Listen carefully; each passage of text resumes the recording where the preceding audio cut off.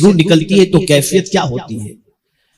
तो इरशाद फरमाते हैं अमीरुल मोमिनीन, किसी कपड़े को अगर कांटे के दरख्त के अंदर डाल दिया जाए और फिर जब उस कपड़े को खींचा जाए तो कपड़ा तार तार हो जाता है, चिथड़े चिथड़े हो जाता है, ऐसे ही जब जिस्म से रूह निकलती है उस वक्त उस बंदे की कैफियत होती है। बल्कि फरमाया गया 360 तलवार के वार उतनी तकलीफ नहीं देते जितनी तकलीफ जिस्म से रूह के निकलते वक्त होती है। कि मां की जुदाई का गम उसके बच्चे सबसे ज्यादा महसूस करते हैं। लफ्ज़ जुदाई के बारे में आप सोचें और उसकी मानवियत की तरफ अपनी तवज्जो को मबजूल करें तो आप महसूस करेंगे कि लफ्ज़ जुदाई के अंदर ही कितना दर्द पिन्हा है। एक बेटा 2 साल के लिए कहीं कारोबार के लिए गया और 2 साल के बाद वो कारोबार से छुट्टी पर या मुलाजमत से छुट्टी पर घर वापस आया।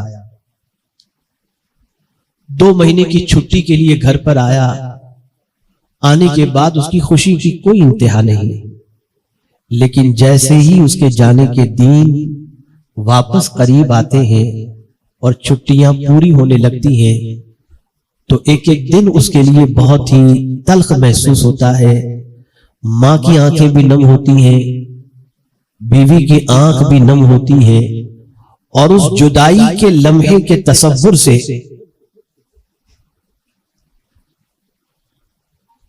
बच्चा और घर वाले परेशान रहते हैं कि पता नहीं अब कब मुलाकात होगी। इसी तरह से एक बेटी के हवाले से सोचें जिसकी परवरिश उसके माँ बाप ने बहुत अच्छी तरीके से की। रिश्ता आ गया, शादी की तारीख तय हो गई तो एक एतबार से बच्ची की रुखसती की खुशी होती है कि अल्लाह ने इज्जत के साथ बच्ची का ब्याह कर दिया और हम एक जिम्मेदारी से सुबुकदोश हुए। लेकिन बच्ची को जब विदा किया जाता है उसकी जुदाई का तसव्वुर मां की आंखों को भी नम कर देता है, बाप की आंखों को भी नम कर देता है। लफ्ज़ जुदाई के अंदर इतना दर्द है जिसकी कोई इंतहा नहीं। ऐसे ही कोई आशिक रसूल जब मदीने पहुंचता है 1 हफ्ता कयाम कर ले, 15 दिन कयाम कर ले और जब मदीने के छुटने का वक्त आता है तो उसकी आंखें नम हो जाती हैं कि पता नहीं अब कब सरकार का शहर नसीब होगा। जुदाई के अंदर एक दर्द मौजूद है। सबसे बड़ी जुदाई का दर्द, अगर किसी बाप का बेटा इस दुनिया से जवां साल के अंदर कुछ कर जाए तो कई दिनों तक बाप सदमे से बाहर नहीं आता, मां सदमे से बाहर नहीं आती।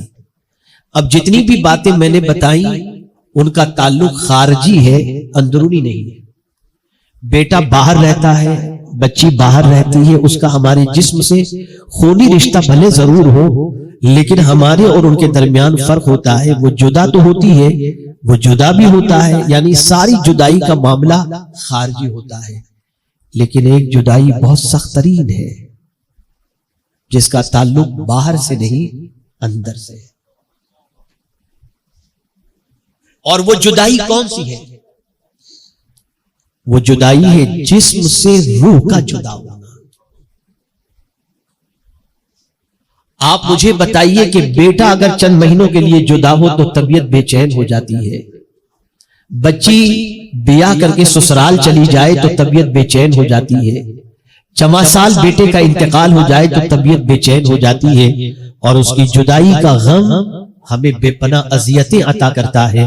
लेकिन आप मुझे ये बताइए जिस जिस्म के अंदर पैदाइश से लेकर उस वक्त तक हमारे अंदर रूह रहती है, जब वो रूह जिस्म से जुदा होगी उस वक्त की कैफियत क्या होगी? इसी को कुरान मुकद्दस में रब्बे कदीर जल्ल जलालहू ने फरमाया कुल्लु नफ्सिन ज़ाइक़तुल मौत, हर जानदार को मौत का मजा चखना है। मौत का भी एक मजा है, उसका भी जायका है। कोई जानदार ऐसा है ही नहीं जिसको मौत वाक़ई होने वाली ना हो। और आप शायद ये न जानते हो कि जिस्म से रूह का निकलना इतना आसान नहीं है। जिस्म से रूह का निकलना कितना तकलीफ दे है, इसके हवाले से सैयदना फारूक आजम रदी अल्लाहुल मौला तबारक व तआला अन्हु का ये कौल आप समाअत फरमाएं तो आपको महसूस होगा। फारूक आजम रदी अल्लाह तआला अन्हु ने एक सहाबी रसूल से पूछा, गालिबन हजरत काब से, कि जरा ये तो बताओ कि जिस्म से आला हजरत अजीमुल बरकत इमाम इश्क व मोहब्बत उस वक्त की कैफियत को जानते थे और खुद कुरान मुकद्दस में रब्बे कदीर ने फरमाया, वजाअत सकरातुल मौत बिल हक, सकरात मौत यानी मौत के वक्त की तकलीफ हक है। उस तकलीफ के वक्त जब जिस्म से रूह के निकलने की है, कौन सी चीज हमें राहत पहुंचा सकती है? तो आला हजरत अजीमुल बरकत इमाम इश्क व मोहब्बत कहते हैं, या इलाही भूल जाऊं नज़ा की तकलीफ, या इलाही भूल जाऊं नज़ा की तकलीफ को, शादी दीदार हुस्न मुस्तफा का साथ हो। यानी जब जिस्म से रूह निकल रही हो तो उस वक्त की तकलीफ को मैं ऐसे भूल जाऊं, अगर आपका रुख ज़ैबा मेरी नजरों के सामने हो और मेरी रूह निकल रही हो तो मेरी सारी नजर तकलीफ दूर हो जाए, बल्कि वो तकलीफ को भी अल्लाह खुशियों में तब्दील फरमा दे। मौत बरहक है। जितने भी गुनाह आज हो रहे हैं मौत को भूलने की वजह से, जितनी भी इबादतों में सुस्ती हो रही है मौत को भूल जाने की वजह से, जितनी भी आवारा गर्दी हो रही है मौत को भूल जाने की वजह से, हुकूक की पामाली जितनी हो रही है मौत को भूल जाने की वजह से। मेरे प्यारे आका सल्लल्लाहु अलैहि वसल्लम के प्यारे दीवानों, हमें का कोई नहीं जानता कहां और कब मरेंगे। वमा तदरी नफ्सुम बिअय्यि अर्दिन तमूत, तुम नहीं जानते किस जमीन पर तुम्हारी मौत वाक़ई होगी। अभी कारी गौस पढ़ रहे थे, उनके भाई मरहूम कारी रियाजुद्दीन साहब, उन्होंने सोचा भी नहीं था कि बरतानिया में मेरी मौत वाक़ई हो, लेकिन मौत वाक़ई हो गई। कोई नहीं जानता। मेरे प्यारे आका सल्लल्लाहु तआला अलैहि वसल्लम के प्यारे दीवानों, एक सहाबी ने रसूल रहमत सल्लल्लाहु अलैहि वसल्लम से अर्ज किया, या रसूल अल्लाह सल्लल्लाहु तआला अलैहि वसल्लम, सबसे अच्छा इंसान कौन? तो मेरे आका सल्लल्लाहु अलैहि वसल्लम ने फरमाया, जिसके अखलाक अच्छे हो वो सबसे अच्छा इंसान। और फिर आगे जो सवाल किया उसका जवाब जिंदगी भर याद रखिएगा। वो साहबी पूछते हैं, या रसूल अल्लाह सल्लल्लाहु तआला अलैहि वसल्लम, सबसे अक्लमंद कौन? सबसे अक्लमंद कौन? तो मेरे आका सल्लल्लाहु अलैहि वसल्लम ने इरशाद फरमाया, सबसे अक्लमंद वो है जो मौत को याद करता हो और मौत के बाद की तैयारी करता हो, वो अक्लमंद है। हमारी सारी तैयारियां जमीन के ऊपर के लिए है, हमारी कोई तैयारी जमीन के अंदर के लिए नहीं, आखिरत के लिए नहीं। जहां कितना रहना है नहीं मालूम, वहां की तैयारी में पूरी जिंदगी खर्च कर रहे हैं, और जहां हमेशा रहना है वहां की तैयारी का हमारे पास कोई इंतजाम नहीं, कोई इंतजाम नहीं। मुझे एक हदीस याद आ रही है, मैं जब उसकी अजमतों को दिमाग के अंदर याद करता हूं और सोचता हूं तो उसकी अजमत के सामने सरनिगू होने को जी चाहता है। आप जानते हैं, थोड़ी देर के लिए तसव्वुर आप जमाइए, एक आदमी का इंतकाल हुआ, कांधे पर आपने उठाया, दोपहर के अंदर दोपहर को आप दफन करने जा रहे हैं, उसकी कब्र खोदी गई, कब्र के अंदर आपने दफन किया, दफन कर रहे हैं दोपहर को, लेकिन जब आप कब्र को बंद कर देंगे तो कब्र में उजाला होगा या अंधेरा होगा? जवाब दीजिए। अंधेरा। कब्र में अंधेरा है, कब्र भी तारीक, माहौल भी तारीक, वहां रोशनी किस चीज की होगी? तवज्जो चाहूंगा, याद रख लीजिए। आकाए करीम सल्लल्लाहु तआला अलैहि वसल्लम के इरशाद का मफहूम है कि जिस बंदे को दफन करके लोग वापस आ जाएंगे तो कब्र में फरिश्ते उनसे सवाल पूछने जाएंगे।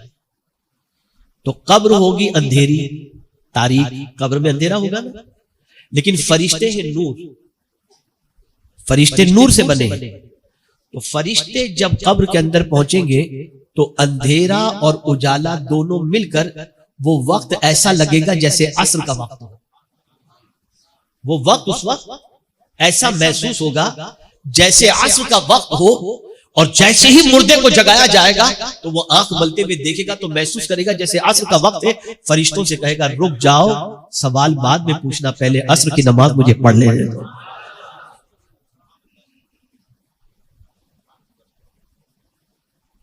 क्या चीज कब्र में काम आ रही है?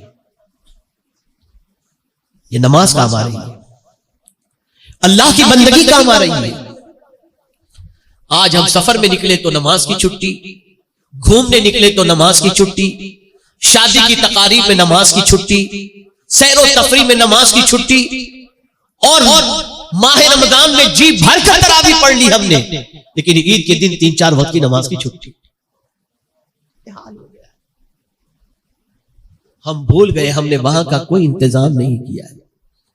आका करीम सल्लल्लाहु अलैहि वसल्लम उस बंदे को अक्लमंद फरमाते हैं जो बंदा मौत से पहले मौत की तैयारी में लग जाए और आखिरत की तैयारी के अंदर लग जाए।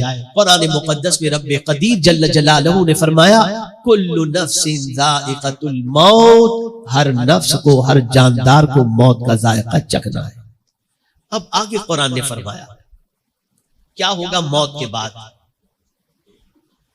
वइन्नमा तुवफ़्फ़ौना उजूरकुम यौमल क़ियामह, क़यामत के दिन तुम्हारे कामों का तुम्हें पूरा पूरा बदला दिया जाएगा। जमीन के ऊपर जो कुछ तुमने काम किए, अगर नेकी किए हो तो नेकी का बदला पूरा मिलेगा, और गुनाह किए हो तो गुनाह का बदला भी पूरा पूरा मिलेगा।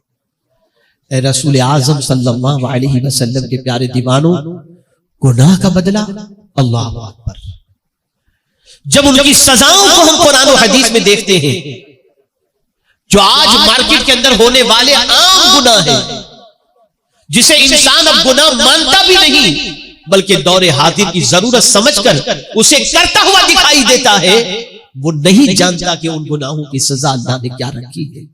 कुरान कहता है कयामत इसलिए है ताकि तुम्हें पूरे के पूरा बदला दिया जाए, नेकी का भी और गुनाह का। कभी इंसान दुनिया में नेकी करता है लेकिन तकलीफ में होता है, नेकी करता है परेशानी में होता है, नेकी करता है दुनिया उसे बेवकूफ समझती है, नेकी करता है सीधे रास्ते पर चलता है, लोग उसे पागल कहते हैं, दकियानूस कहते हैं, पुराने जमाने का कहते हैं, पता नहीं क्या क्या नेकी करने वाले को दुनिया कहती हुई दिखाई देती है। उस बंदे को तसल्ली दी जा रही है, बंदे गम न कर, तेरी नेकी का बदला क़यामत में अल्लाह तुझे पूरे पूरा अता फरमाएगा, पूरे के पूरा अता किया जाएगा। और मेरे प्यारे आका सल्लल्लाहु अलैहि वसल्लम के प्यारे दीवानों, ये नहीं फरमाया गया कि पहाड़ के बराबर नेकी होगी तो उसका बदला दिया जाएगा, बल्कि कुरान कहता है फमन यअमल मिस्काल ज़र्रतिन खैरन यरह, अगर जर्रे के बराबर भी किसी ने नेकी की, अल्लाह उस नेकी का बदला क़यामत में उसे अता फरमाएगा। सहाबा की पोजीशन ये थी, वो नेकी के हरीस थे, नेकियों में लोगों से आगे निकलना चाहते थे। हजरत अब्दुल्लाह इब्न मसऊद रज़ियल्लाहु मौला तबारक व तआला अन्हु मस्जिद नबवी शरीफ में नमाज पढ़ रहे थे। आकाए करीम सल्लल्लाहु अलैहि वसल्लम और सैयदना सिद्दीक अकबर रज़ियल्लाहु मौला तबारक व तआला अन्हु और एक दूसरे सहाबी मस्जिद नबवी शरीफ में मौजूद थे। रसूल रहमत सल्लल्लाहु अलैहि वसल्लम जब हजरत अब्दुल्लाह इब्न मसऊद के करीब से गुजरे तो उनकी तिलावत की आवाज सरकार को इतनी अच्छी लगी कि मेरे आका सल्लल्लाहु अलैहि वसल्लम ने उनके लिए अच्छे कलिमात और बशारत और खुशखबरी अपनी ज़बान से सरकार ने बयान फरमाई। हजरत अब्दुल्लाह इब्न मसऊद नमाज पढ़ रहे थे, उनको नहीं मालूम कि हुजूर ने क्या फरमाया,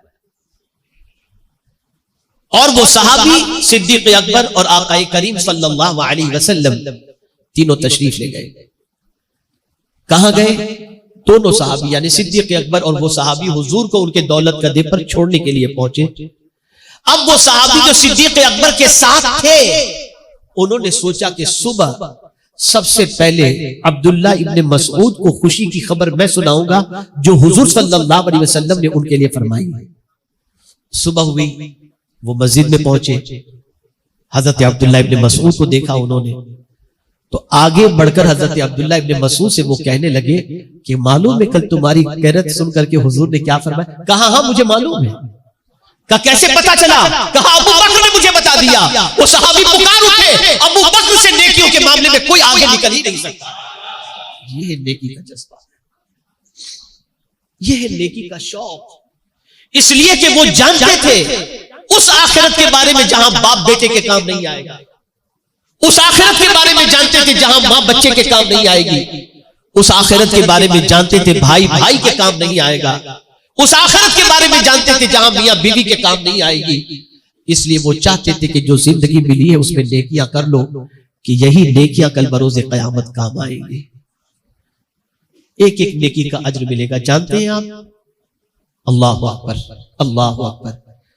अगर किसी ने रास्ते से कोई पत्थर भी हटा दिया जिसकी ठोकर से इंसान गिर सकता था, लेकिन वो पत्थर उसने उठा करके किनारे पर रख दिया कि किसी को ठोकर न लगे, हो सकता है यही नेकी उसकी नजात का जरिया बन जाए। दो यहूदी जा रहे थे, ये हमारी पहचान बता रहा हूं, माजी में हमारी पहचान क्या थी। दो यहूदी जा रहे थे, रास्ते में एक बड़ा पत्थर पड़ा हुआ था। दोनों यहूदियों ने आपस में गुफ्तगू की, इतना बड़ा पत्थर पड़ा हुआ है, ठोकर लगे तो इंसान गिर जाए तो उठ नहीं सकता। तो दूसरे ने कहा शायद यहां से कोई मुसलमान नहीं निकला है, इसलिए कि अगर मुसलमान यहां से गुजरा होता तो इस पत्थर को उठाकर किनारे पे रख देता, इसलिए कि उनके नबी ने कहा है कि रास्ते से तकलीफ दे चीजों को हटा देना ये भी ईमान की शाखों में से एक शाख है। ये हमारी पहचान थी।